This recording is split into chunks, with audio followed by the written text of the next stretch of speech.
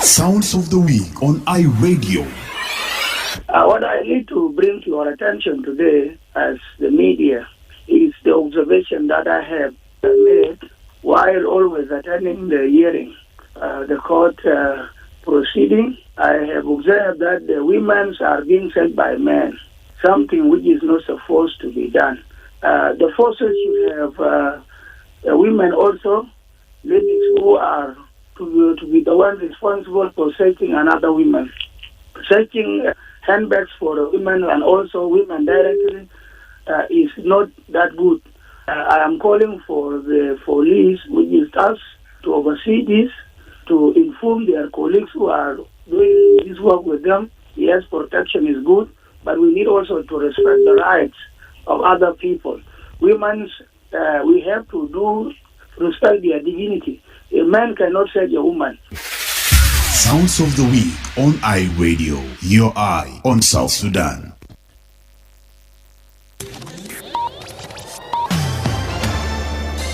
Live from Juba, on air and online.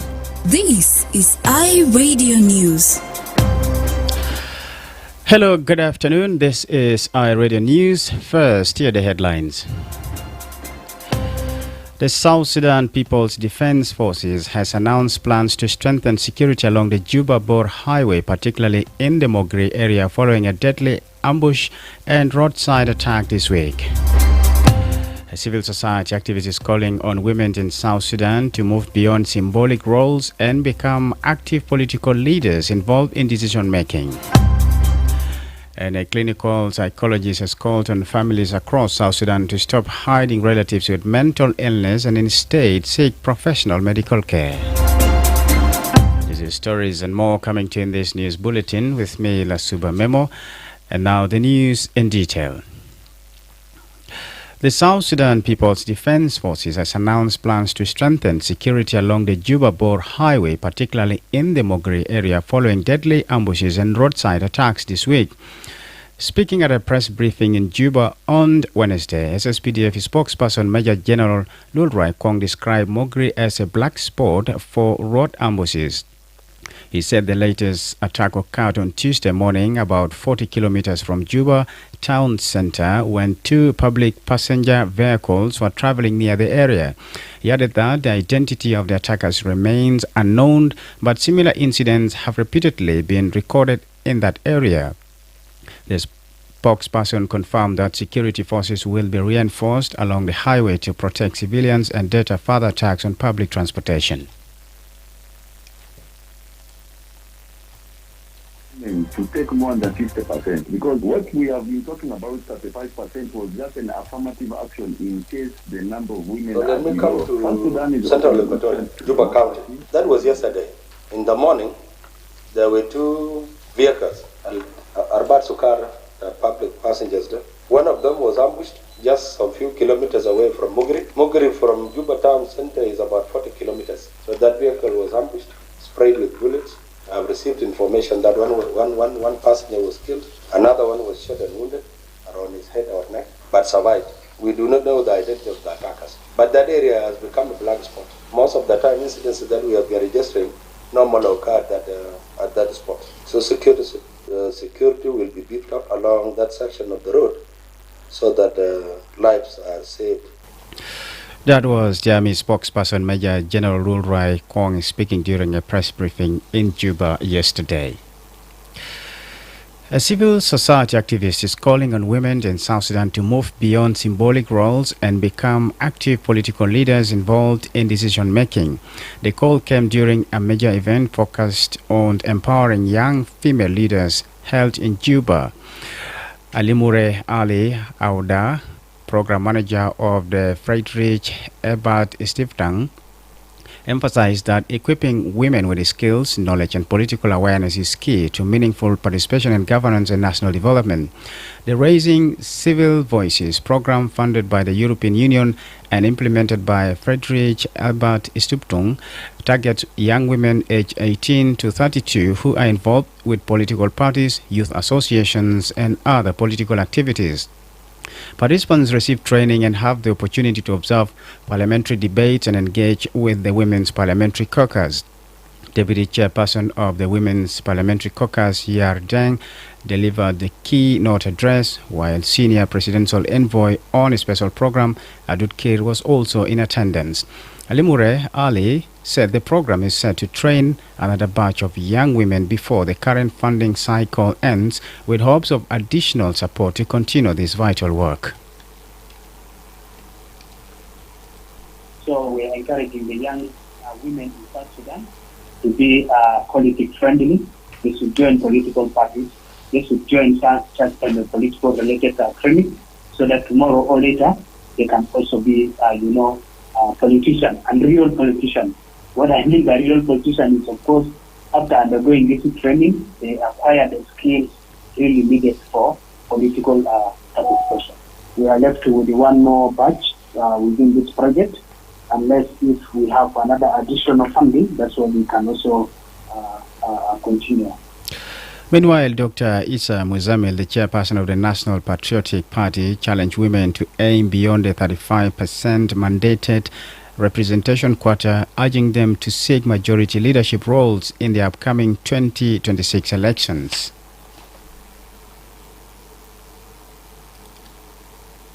We want even women to take more than 50%, because what we have been talking about, 35%, was just an affirmative action in case the number of women are below. South Sudan is opening itself to democracy, and in democracy it is majority over minority. It is this younger generation that have gone to different countries, have been given good education. I've seen all over the world young people holding good positions. So we in South Sudan, I think we should also imitate this, leave this behavior that I will join politics when I'm now 40 or 50 years. Politics can be part of your daily life. You know, we still have a lot of challenges. We have our old cultures of South Sudan that try to make a woman to be looked at as if a woman is just fit to be a housewife. But I want to appeal to women, please fight for your rights. You register as voters so that you have a majority, you have an advantage. Dr. Muzamil highlighted that women are the majority of voters and play a crucial role in shaping South Sudan's democratic future. A clinical psychologist has called on families across South Sudan to stop hiding relatives with mental illness and instead seek professional medical care. Emmanuel Moju Andrea of HealthNet TPO made the appeal during a live interview on iRadio's Dawn Show this morning. He said mental health is not a crime but a treatable condition, warning that the stigma, shame and neglect are preventing many people from accessing free and available treatment. Okuma hasa jahiz ilajat li kullu muwadinin kusus fi mustashfa Juba ilajat de muhim wa النداء بتاعي نمرة واحد إنه كلي يجيبوا كل ناس عنده أمراض نفسيات في مستشفى جوبا وكل أسرة يجيبوا كلي ناس يشيلوا كافو برا كلي ناس يشيلوا كافو برا من موج بتومن إنه يعني كان يشيلوا يعني الناس دي كان بعدين وري نفسه تو قال ياكي في زول عنده نفسيات في بيت بتاعه قال بيجيبوا فادية لا لا لا لا ده مرض زي أي مرض فكلي ناس عارف قال ده مرض زي أي مرض فهو كان يجيبوا في مستشفى هنا بيعالجوا زي اي امراض اللي دايما هم يجيبوا في مستشفى هنا عشان يعالجوا كلمه دوسوا ناس اللي عنده امراض بتاع النفسيات في بيت كلمه شيلوا ناس اللي عنده امراض بتاع النفسيات في سجن كلمه يجيبوا ناس دول في مستشفى لانه ده محل المفروض انه بيكون فوقه حتى لو مستشفى ده لسه صغير لكن بيقدر بيساعدوا بيقدر بيعالجوا ناس دي.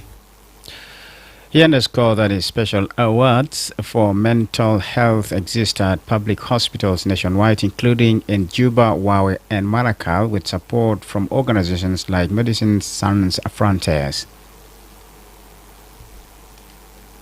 أساساً العلاجات في كل مستشفيات بتاع ولايات في كل مستشفيات بتاع ولايات في قسم بتاع أمراض بتاع النفسيات في محلات ديل.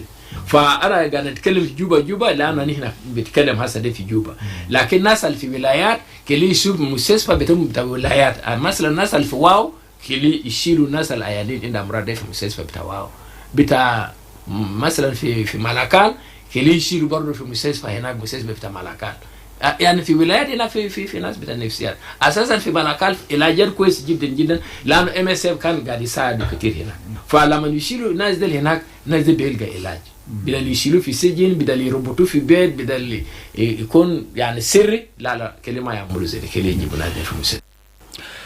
Moju's call to action comes ahead of the World Mental Health Day observed every year on October 10th, which seeks to raise awareness and increase access to mental health services globally. In October 2024, medical charity Doctors Without Borders, known by its French initials Medicines Sans Frontières, warned of an overlooked mental health crisis in South Sudan driven by years of conflict, food insecurity and extreme poverty. The organization reported that nearly 10,000 mental health consultations were carried out between January and July 2024, with many patients facing their struggles in silence due to widespread stigma. MSF also found that families and caregivers are often forced into detaining or isolating mentally ill relatives at home or even sending them to prison due to lack of access to professional care and societal pressure. This year's World Mental Health Day campaign emphasized the urgent need to support the mental and psycho-social needs of people affected by humanitarian emergencies, particularly in conflict zones like South Sudan. The day offers an opportunity for stakeholders, including governments, non-governmental organizations, and health workers, to evaluate current mental health interventions and mobilize greater support toward making mental health care a reality for all. This is iRadio News. The South Sudan Revenue Authority and the National Communication Authority have signed a 6-year agreement with Ensoft, a company specialized in resilient digital assurance systems on tax collection. Commissioner General of the South Sudan Revenue Authority, Simon Akwedeng, signed the agreement on behalf of the government, while the Vice President of Ensoft signed for the company. The Director General of the National Communication Authority also signed, as the authority will host and oversee the system. Speaking to the South Sudan Broadcasting Corporation, Commissioner General Simon Akwedeng said the system is designed to increase government revenues and provide full visibility of collections, ensuring accuracy without disputes. The Commissioner General says it is already used in many countries worldwide to boost revenue. He explained that Ensoft will receive 3.56% of revenues collected through the system, while the remainder will go to the government. He says the contract will run for 6 years, after which the system will be fully handed over to the government. He added that there is no fixed contract value. Fees are only dedicated based on the agreed percentage. So these are milestones that we have achieved. And all this is done for the interest of the Republic of South Sudan to increase the revenues for the government. So we are grateful that this system is going to give us the visibility, what is supposed to be seen, how much without a dispute. And it is being used all over the world, not only the Republic of South Sudan, but most of the countries are using it to be able to bolster their revenues. So we have agreed on a percentage of 3.56. That will be paid to ENSOP, and the rest of the percentages will go to the government of South Sudan, which is represented today by NCA and also by SRRA. The contract will end after 6 years, and the whole system will be handed over to the government of South Sudan. It's a good build, operate, and transfer. But the fees will be actually be deducted according to the percentage that we have agreed. So we have no obligations to be able to say that we are going to pay this much. There is no contract value that is in the agreement. The whole thing is about 3.56 of what is collected through the ENSOP systems. South Sudan is set to begin the construction and deployment of 2,400 kilometers of fiber optic cable connecting the country to the Indian Ocean through neighboring Kenya in December. Telecommunications Undersecretary Engineer Thomas Gatquoth announced the development on Wednesday during a panel discussion in Lusaka, Zambia, focused on digital governance across Africa. His remark was aired on the state-run TV SSBC last evening. We will be connected very soon by December. Construction will start at the border of Kenya to Juba, the capital city. As I said, we have challenges of funding. This funding has been done with the support of the World Bank, and we are now going to build a fiber from the border of Kenya across the nation to Sudan. That is 2000. Government. During the panel, Engineer Gatkoth elaborated on South Sudan's plans to accelerate digital infrastructure development, promote investment opportunities, strengthen regional cooperation, and establish robust policy frameworks to drive digital transformation. He also extended an invitation to investors to explore business ventures in South Sudan, particularly in the energy and power sectors. The summit will continue to tomorrow with 2 more panel discussions focusing on partnerships and investment, as well as cybersecurity, data protection, and digital system. Before international news, the president of the South Sudan Freight Forwarders Association has appealed to the government and relevant road authorities to urgently rehabilitate the deteriorating Juba-Nimole Highway, the country's busiest trade route connecting South Sudan to Uganda. Speaking to iRadio on Tuesday, Daniel Ayuen said that over 27 commercial trucks have recently reported difficulties using the highway due to its worsening condition. He says that the situation threatens to paralyze trade and transportation between Juba and the border town of Nimole. I remember in 2021, the Minister of Road and Bridges launched a project that they were to reconstruct normally Juba Highway, and this is the right time now to reconsider implementing that. So we request the relevant authorities to at least work on the entire road, not just all on these spots or the areas, starting from Juba to Nabula. The second one is also the road needs maintenance, and once when you work on the road and then you just abandon it like that, it may also come to the same situation as it is right now. So once when you have work on the road, you also have to have a regular maintenance, because this is the work now for the National Road Authority to at least have a regular patrolling to see which spot that needs the attention. That is after when the old road has been repaired. Ayuen warned that if the road remains in its current state, commercial activities will drastically decline.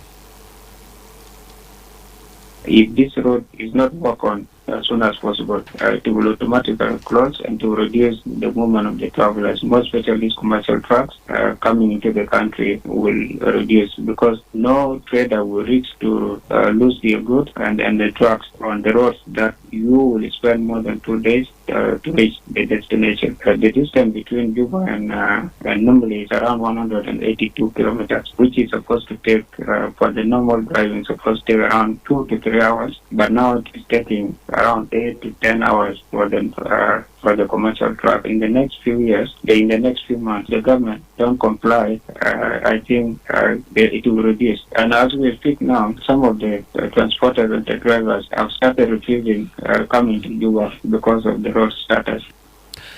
The Juba-Nimole Highway is a critical lifeline for South Sudan's economy, serving as the main corridor for importing goods from neighboring Uganda and Kenya.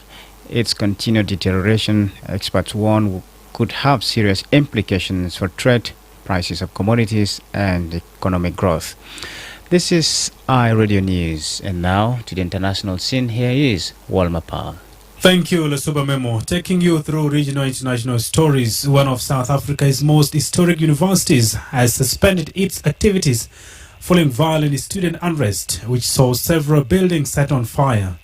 The University of Fort Hare said several campus buildings, including the main administrative and student affairs offices at its main Allies campus, were touched in petrol bomb attacks. No injuries or deaths were reported, the university and the police said. But a student leader told state broadcaster, South African Broadcasting Corporation, that 2 students were injured in clashes with security officers. The unrest reportedly followed changes to the way students are governed. Students have also been demanding the removal of the university's vice chancellor. Elsewhere, Madagascar's President Andrea Rajoelina has asked for 1 year to fix the country's challenges, promising that if they persist, he will resign. He said this during a town hall-style meeting at his palace with various groups of government supporters. Many attendees had the opportunity to ask the president questions or simply share their views, to which he responded. The movement behind the protest, known as Gen Z Mahada, has been calling for the president to resign and rejected an invitation to attend the talks. They argue that they cannot engage a government that has been repressing them as they demand basic human rights. Finally, U.S. President Donald Trump says Israel and Hamas have agreed to the first phase of his Gaza peace deal. The agreement would see the release of Israeli hostages and Palestinian prisoners, the withdrawal of Israeli forces, and the entry of aid into Gaza. Israel's government will meet today, and if it formally approves the deal, a ceasefire will go into effect. That's all from the regional international stories. Back to you, Lasuba Memo. Thank you indeed, Walma Pal. And now to the world of sports. Here is Emmanuel Joseph Akile.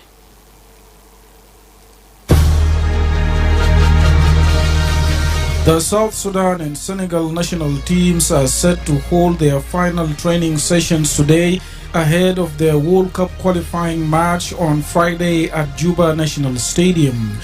A pre-match press conference will follow, with coaches discussing preparations and challenges ahead of the highly anticipated encounter currently. Senegal leads the group while South Sudan sits at the bottom, aiming for a strong home performance. In the 2026 FIFA World Cup African qualifiers, Egypt has officially qualified for the World Cup after a 3-0 victory over Djibouti. Ghana dominated the Central African Republic 5-0, while Cameroon and Mali both recorded 2-0 wins against Mauritius and Chad, respectively. Niger defeated Congo-Brazzaville 3-1, keeping their qualification hopes alive. Today's matches will feature Algeria versus Somalia, Kenya versus Burundi, and Uganda versus Botswana as the race for World Cup qualification continues. And finally, in boxing, Francisca Hennessy will face former atomweight world champion Fabiana Bitigi in a bantamweight bout on Saturday, 25th October in Derby. The 20-year-old Hennessy, unbeaten in 6 professional fights since 2023, will headline Franza Clarke's British heavyweight title fight against Jamie TKV Shikiva. The match promises to be a compelling clash of youth and experience. That's all from the world of sport. Thank you, Emmanuel Joseph Akile. This is iReady News. And to recap the bulletin, here are the headlines once again.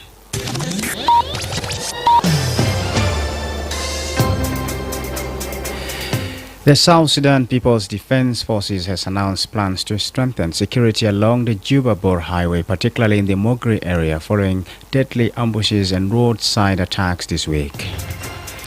Civil society activists calling on women in South Sudan to move beyond symbolic roles and become active political leaders involved in decision-making. And a clinical psychologist has called on families across South Sudan to stop hiding relatives with mental illness and instead seek professional medical care. That's the end of iRadio Afternoon News. If there is a story or an event you'd like iRadio to cover or report about, please send us a text message at +211 925 287 It's also our WhatsApp number. Follow us on X at iRadio Juba, like our Facebook page iRadio, subscribe to our YouTube channel at iRadio South Sudan. You can also visit our website and listen to us online at www.iradio.org. Stay tuned for the news in Arabic at 12:30. I am Lasuba Memo. Thank you for listening.